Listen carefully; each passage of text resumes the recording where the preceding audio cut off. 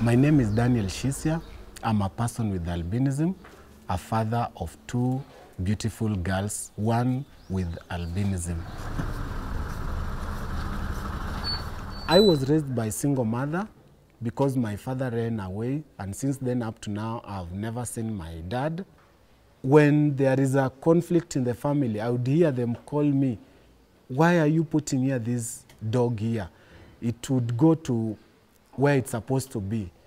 But later on, I was able to understand and realize that I was different from them. When first I got a child with albinism, it was a shock on my side because I had not been educated that I can get a child with albinism. And also the wife also was shocked, but later on she embraced the child and we were happy as a family. Now I get you.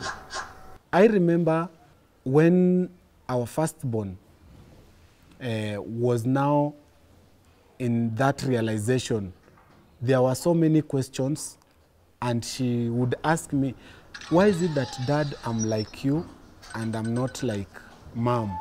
So I had to explain to her, and she was able to understand with time, and she accepted now who she is. We got a child who has no albinism, a girl. She turned 3, and we know such questions will come now from her. She'll start to ask, "Why is it that, Dad, you are like my sister? And why is it that I am like my mother?" So we are already preparing ourselves to answer those questions once they start coming out. So it is my duty to love both of them equally, to bring them together so that they may know that they are sisters. And that is my duty as a father, to ensure that they are protected and they have good life. Raising a child with a disability, and especially with albinism, it's also a challenge because I don't want her to feel the pain that I've gone through. Once she's outside there, she's stigmatized. Even to make that friends, it is difficult for her. And sometimes she comes to me, maybe other children have abused her. They will call her Mzungu, they will call her some sorts of names, and she feels stigmatized. And that lowers her self-esteem. I'm there now to comfort her. I always talk to her every day. I always tell her she is beautiful. Oh my God. My daughter has been chosen to be the prefect of the school. They call now secretary. We used to call them prefects our days, but now they are secretaries. And in that school, I'm the parent representative of other parents. That's one thing that I feel proud of. Despite of me having albinism, other parents saw something in me, saw that leadership in me.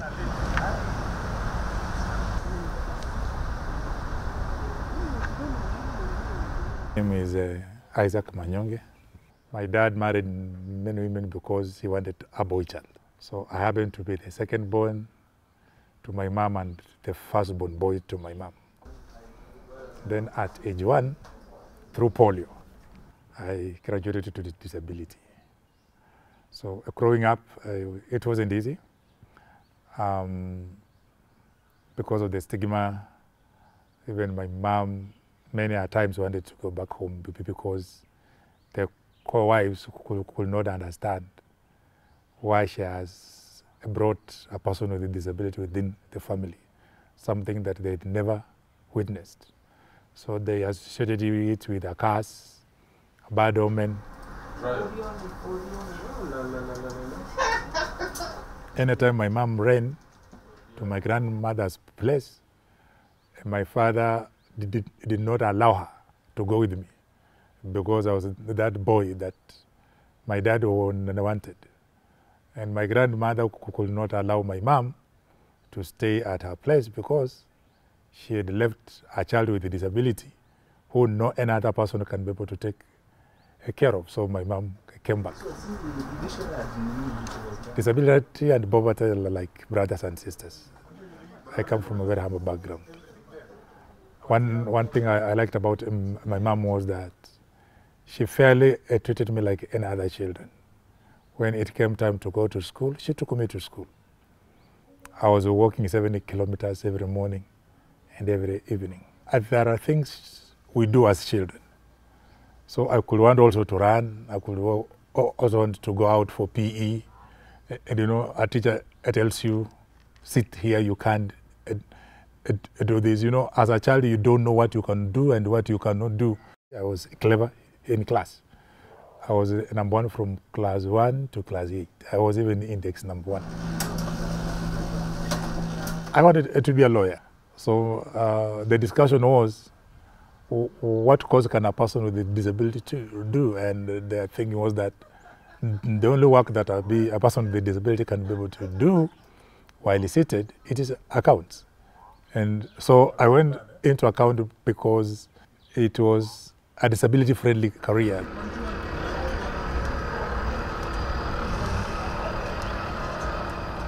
My name is Cosmas Oturi Julius. I'm a visually impaired person. We call ourselves VIP. My disability is acquired through road accident that happened 2018. After the accident, the doctor said all the retinas got detached. I've actually undergone so far 6 surgeries, but none has given me back the sight. You've lived with your sight all along from the time you were born, you know, and then all of a sudden you lose your sight. It was not easy because one thing I can remember very well, I was very, very bitter with everybody and everything around me. It could not make sense. Nobody could make sense to me because I'm the one who's wearing that shoe. I remember the worst thing was getting to depression.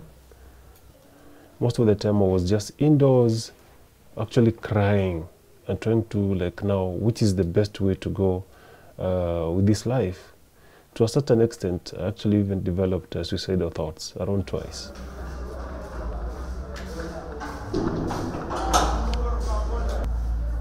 I'm a firstborn in a family of 6. So actually I was the breadwinner in that family. So when I lost my job, I lost my sight, and then like everything was just at a standstill. Basically it affected the whole family. But now, how I came out of it, I went through some counseling sessions, not one or several of them, just to accept myself and get to recollect myself that I can be a person again in life. This is merchant. So over 200 people, I had friends and colleagues that you could share with. Then it's only one person who could pick my call. It's only one person who could reach on me. I was referred to Kenya Institute for the Blind. I could not even take like 3 steps, you know, because like you are not sure what is ahead of you. It took me about 2 months to fully like now work with a white cane. But over time, I've managed to walk around Nairobi myself. I could get out of the house, go to Nairobi. You just go to phone. My phone, it has some applications. Yeah, there is what you call a talkback. I can manage to call, receive the call. I can do the message. I can transact the phone. I can send you cash. I can read emails. I can respond over the emails. So the phone is making my life easier. Yeah. Cosmas is a father of 2. a boy and a girl, about 8 and 5 there. They've not really understood fully. Our dad doesn't see, our dad cannot read their assignment. He cannot maybe recommend in our diary. You know, when they look at you, maybe when I'm not in the glasses, they see you blinking. So like, you are saying, what do you mean? So I'm like, oh God, which is the best language? How can I approach this for them to understand? It is very much hurting. And at times you could like, you cry inside. They'll understand pole pole, but you see now what you need to do, you need to be very intentional. Like you need to tell them exactly why is it that it doesn't have ability to see what happened, so that it grows up with them. They'll even now like, Dad, let me, you know, they'll even help you to move around, even your mobility will be very easy. Because now they are living with that fact that our dad doesn't see.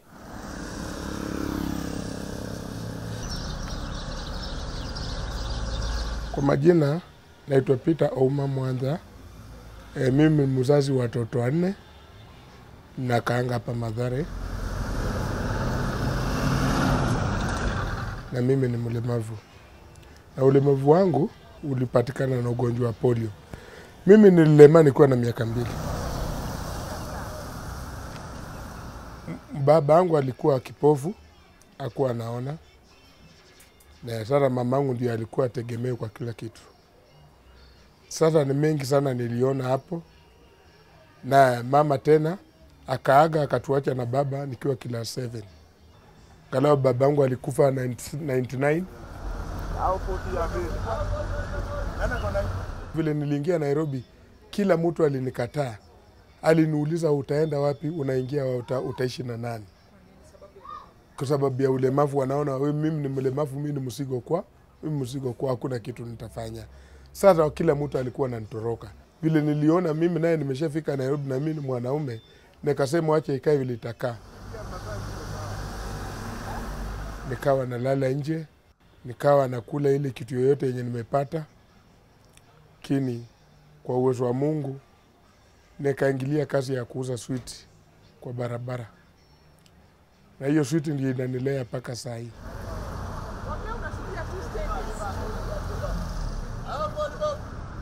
Mimi natoka hapa saa 10 ya usiku. Naingia matatu, naenda mpaka OTC.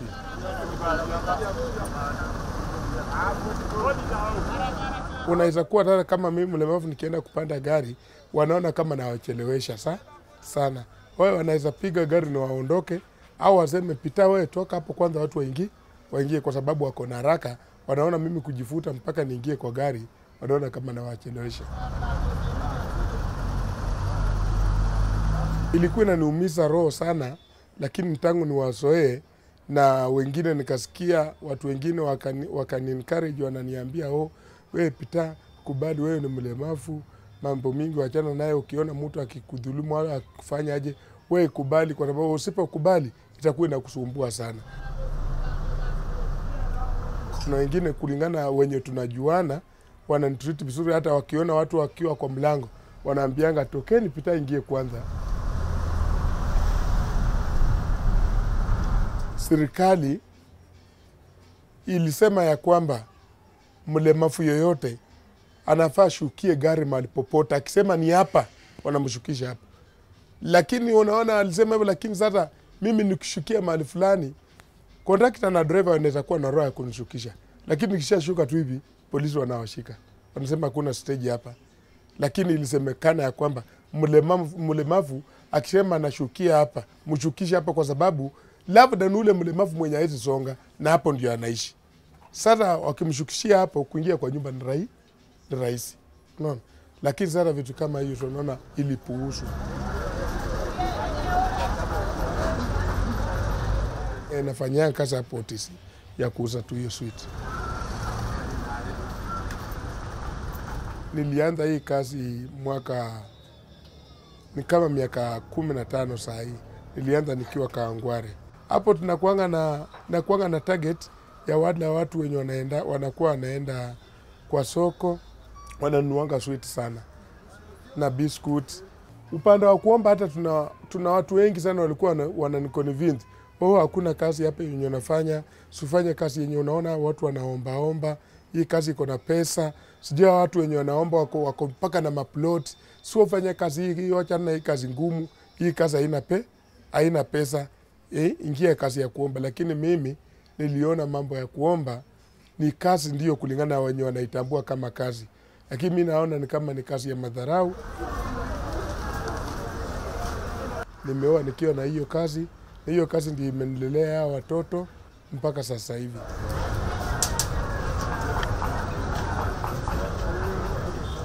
Hiyo pesa yenye napatanga pale ndio nalipa nyumba, na hiyo ndio nalipa school fees, na hiyo ndio nakula, na kawaida ni lazima watu wafae. Na kulingana na sasa hivi vile kuko, saa zingine nakaanga hapo hivyo mpaka naona sina kitu ya kukula wala nini, na ile pesa yenye nimetengeneza ni kidogo, mpaka saa zingine masaa ya kukula ikifika napigianga huyu bibi yangu simu, namwambia nani, hebu pika chakula kidogo, fanya nini, uniletee. Anapikanga chakula, ananiletea huko. Na kazini nikitoka, natokanga saa 2 ni kurudi kwa nyumba.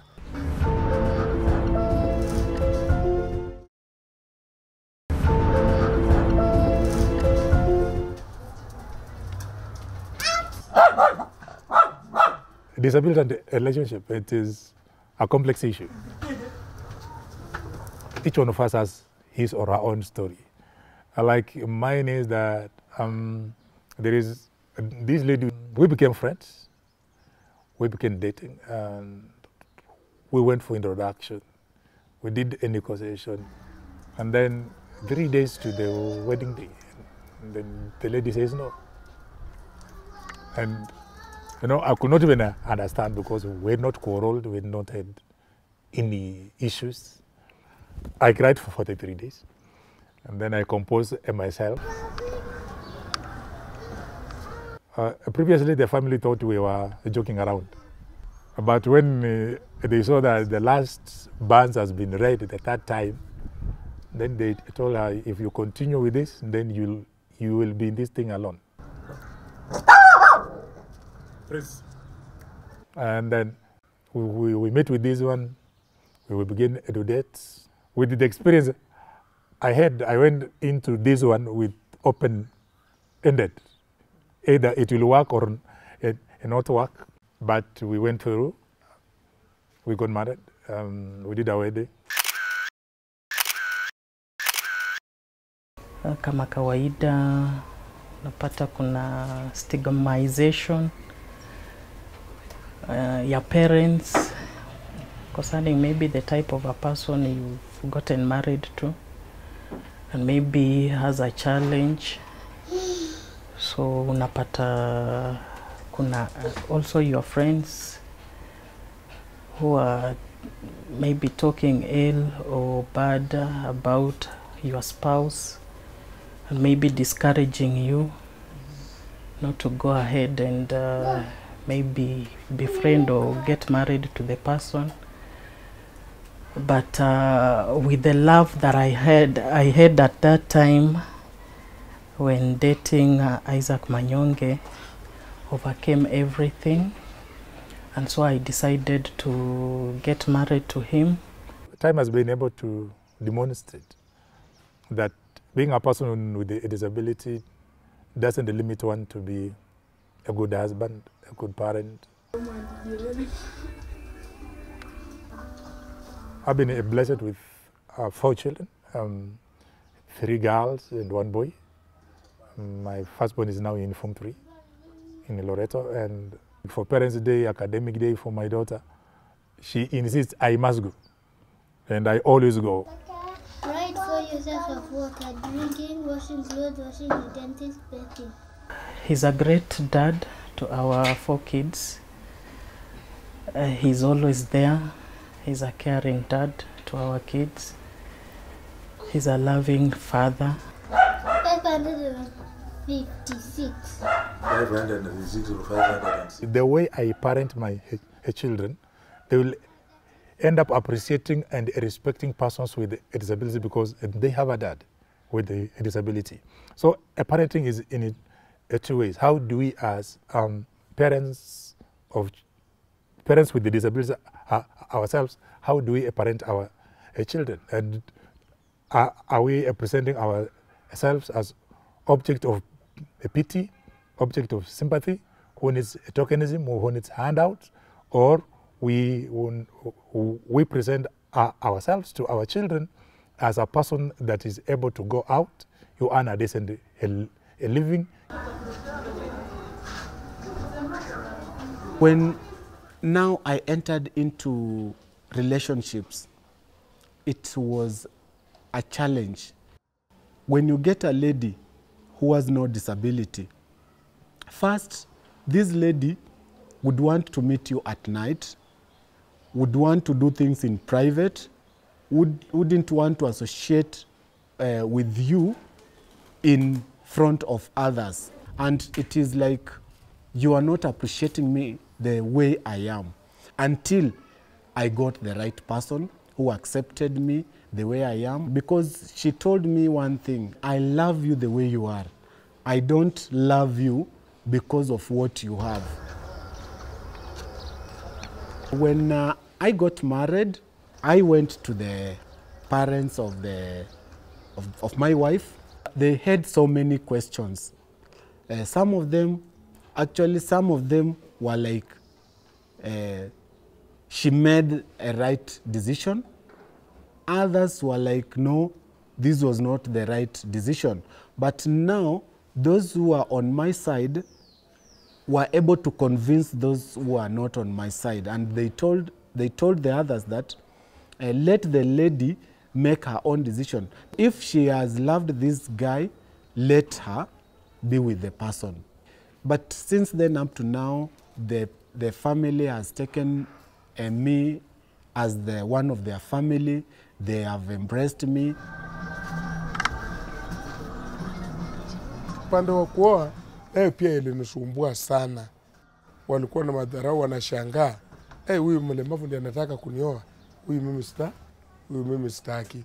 Ukiendea mtu anakataa, Ni kwa vile tu Mungu mwenyewe vile alikuwa amekubali lazima nioe, ndio nikaoa, lakini ilikuwa ngumu sana.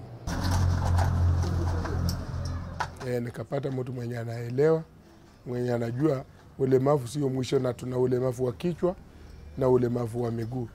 Na kuanzia hapo tuko na watoto 4, tuko na vijana 3 na msichana mmoja. Watoto wangu wananipenda vile niko, na watoto wangu wananisikia. Mimi mtoto wangu sionangi kama ako na madharau, na mtoto wangu nikimpata akiwa na shida au kama amekosea, huanga namtreat kama wengine, na huanga anakubali nimfanye vile nataka. The society today is very cruel, very cruel. You see, point number 1, Rosie, there is that mentality that when you look at a PWD, you relate this person like this person is a sinner, maybe the parents sinned, so as a result of parents sinning, so it comes like sasa huyo akazaliwa kipofu. I remember sometime I got some gentleman who helped me to get to the bus stage. I got to a matatu, and then I was shown some place to sit. Then the gentleman who saw me to a matatu left. And then, you know, the worst thing happened is the conductor shouting at him, "Where? When is going to pay for this person? Nani atalipia mtu?" It really hurt me so much. Actually, I had to step out of that vehicle. I didn't board that vehicle. And I've even called, I've been called a conman, you know. Looking for a job is not easy as a person with a disability. First is that your own self-esteem has been completely destroyed. Like for me, I didn't only have a physical disability, I was a stammerer. I could not even finish a sentence. Okay. Only to realize later that it was a self-esteem issue. I was actually terminated on medical grounds. They said that they don't need my services anymore. because my sight was, without sight. Like now, how do you work without sight? I've tried to secure employment in so many organizations, even in the government, but so far nothing. As a trained ECD teacher, I could move around the schools, and the head teachers were like, can you be able to teach our kids really? Even the schools that I got that opportunity, the kids weren't comfortable with me. Some of the kids would even run away, not wanting me to teach them. I decided to go back and trained as a social worker and community development. I managed to get a job, to secure a job with the Albinism Society of Kenya. I think the government needs to take this initiative and start teaching these kids. It needs to be in a curriculum whereby children will be able to start learning about these types of disabilities. Nilikumbuka kuona wenzangu wenye nilikuwa naona wakiteseka. Ndio sababu saa zingine unaonanga nikipata kitu kidogo na waita, tunapika lunch, wanakula, tunapika siku nyingine tunapika chai, wanakunywa, siku nyingine tunapika uji tu, wanakunywa, wanaenda kwa shughuli zao za kawaida za kuokota vitu wakifanya mambo yao. Tunakutana kwa wiki mara 2 au kwa wiki mara 1 au kwa wiki mara 5. Inalingana na vile Mungu amenisaidia kupata kazi pale kazini kwangu.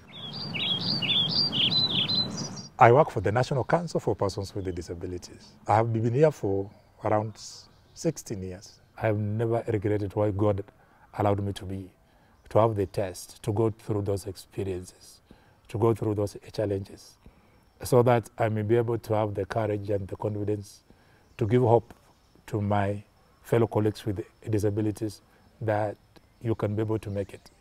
My message to fathers with disability, number 1, let us overcome the bitterness of the past. Bitterness of the past. You might have been mistreated. You might have gone through pain. Leave them aside, because that's what will affect your marriage. Because if you are a bitter person, even your spouse, your children will fear you. Mimi ningependa tu walemavu wenzangu wakitaka maisha mzuri wasiangalie madharau ya mtu. Waweke bidii kwa maisha kama wengine. Kama walibahatika wakalemaa miguu, wakulemaa kichwa, watumie kichwa wao kufanya ile kitu wanatafanya. I take this chance to tell those fathers who run away after getting children with albinism that you should not run away from your child, because you contributed to this in getting this child. So just have that responsibility and know that this is a child like any other child. He will come to help you in future. It is high time, good Kenyans, we need to change the narrative that when you see somebody, don't look at the disability first. See the humanity in the person first.